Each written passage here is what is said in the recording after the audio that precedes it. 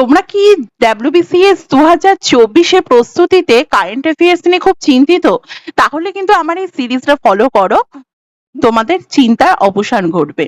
আজকে নিয়ে চলে এসেছি মার্চ 2026 15 মার্চের নিউজ নিয়ে, সেরা 4টি খবর নিয়ে। প্রথমেই চলে যাই আমাদের প্রথম আপডেটটি উত্তর পূর্ব ভারত থেকে। উত্তর পূর্ব ভারতের মাত্র 16 বছর বয়সে মায়াঙ্ক চক্রবর্তী ইতিহাস গড়েছেন। তিনি আসাম এবং সমগ্র উত্তর পূর্ব ভারতের প্রথম দাবা গ্র্যান্ডমাস্টার হয়েছেন।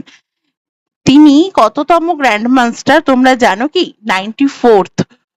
এখানে আমি সমস্তটা নোট ডাউন রেখেছি, তোমরা কিন্তু ওটা লিখে রাখতে পারো। এরপরে দ্বিতীয় চলে যাই ক্রীড়া জগতে।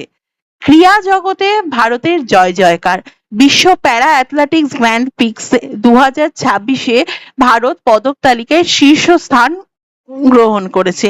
ভারতের মোট 208টি পদক, তার মধ্যে 75টি সোনা, 69টি রূপো ও 64টি ব্রোঞ্জ রয়েছে। তো তোমরা প্যারা অ্যাথলেটিক প্রীতি পালের নামটি কিন্তু খুব মনে রেখো, এখানে সমস্তটা আমার লিখে রাখা আছে, প্লিজ নোট ডাউন। এর পরবর্তী একটি শোক সংবাদ। IAFF সাধারণ সম্পাদক কুশল দাস, উনি কিন্তু প্রয়াত হয়েছেন।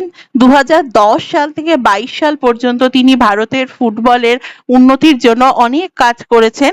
মনে রাখবে এই সময় 2017 ফিফা আন্ডার-17 বিশ্বকাপ আয়োজিত হয়েছিল।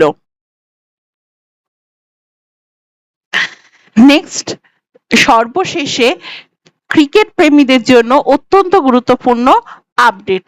BCCI ঘোষিত করেছে শুভমান গিল বর্ষসেরা পুরুষ ক্রিকেটারের সম্মান। আর আজীবন অবদানের জন্য রাহুল দ্রাবিড়কে দেওয়া হয়েছে colonel CK Naidu life time achievement award.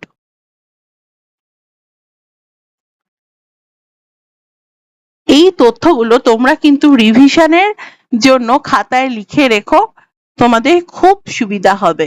পরবর্তী আপডেটের জন্য তোমরা চ্যানেলটা সাবস্ক্রাইব করে রাখো। Thank you.